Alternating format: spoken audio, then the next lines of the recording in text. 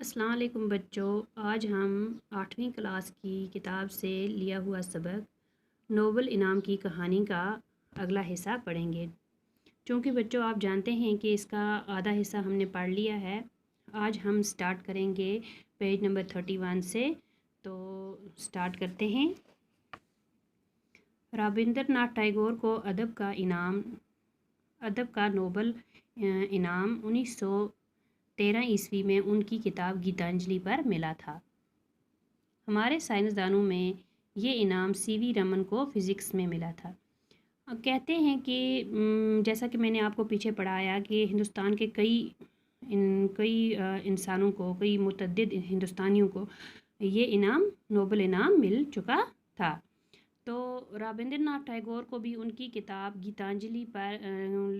गीतांजलि उन्होंने जो लिखी थी किताब, उसकी वजह से उनको भी ये इनाम 1913 ईस्वी में मिला।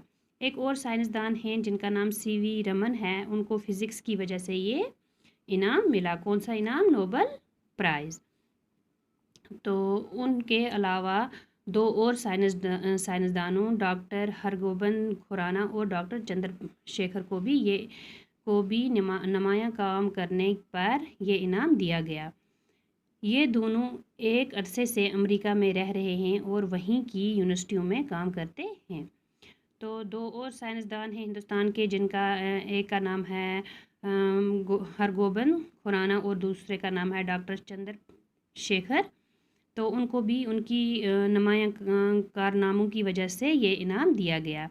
ये दोनों एक अरसे से अमेरिका में रह रहे हैं, तो वहीं की यूनिवर्सिटियों में काम भी करते हैं।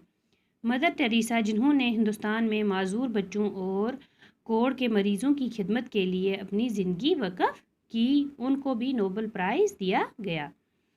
तो हिंदुस्तान की एक औरत थी जिनका नाम था मदर टेरेसा, जो माजूर बच्चों के लिए और कोढ़ के मरीज़ों के लिए काम करती थी। उनका एक आश्रम था जहाँ पे वो माजूर बच्चों को पालती थी और कोढ़ के मरीज़ों को। तो उनको भी ये काम करने के लिए नोबल इनाम दिया गया।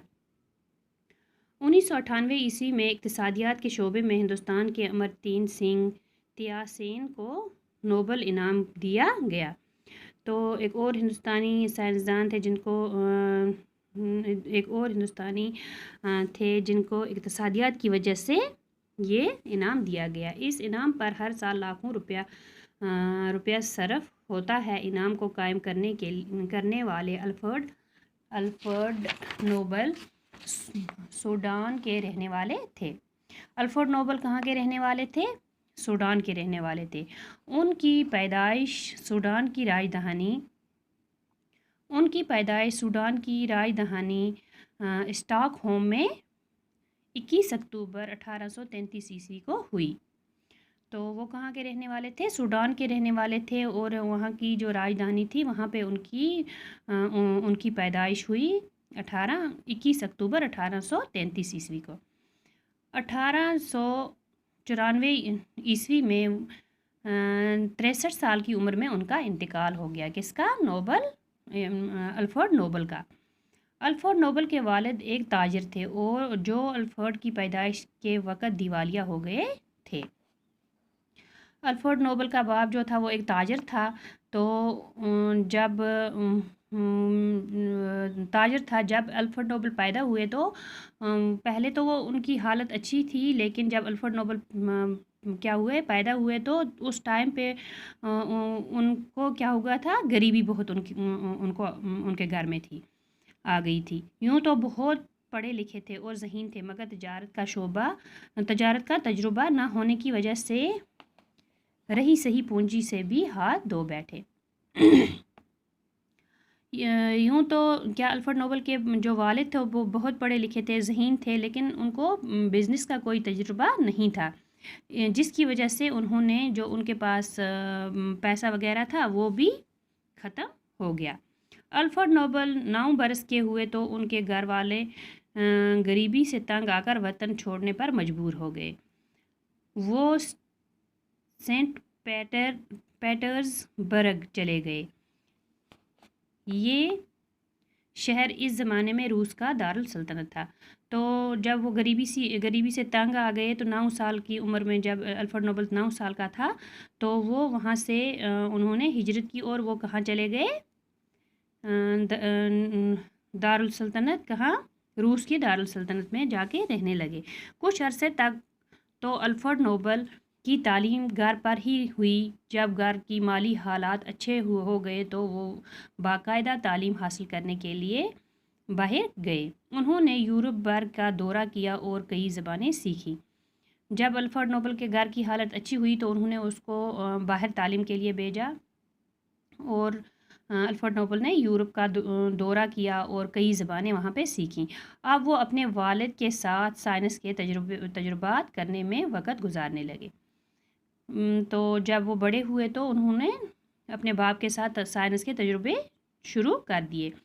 29 साल की उम्र में जब वो इंजीनियरिंग और केमिस्ट्री में माहिर हो गए तो उन्होंने नाइट्रोग्लिसरीन दरियाफ़त किया। 29 साल की उम्र में उन्होंने नाइट्रोग्लिसरीन दरियाफ़त किया। ग्लिसरीन की मिलावट से उन्होंने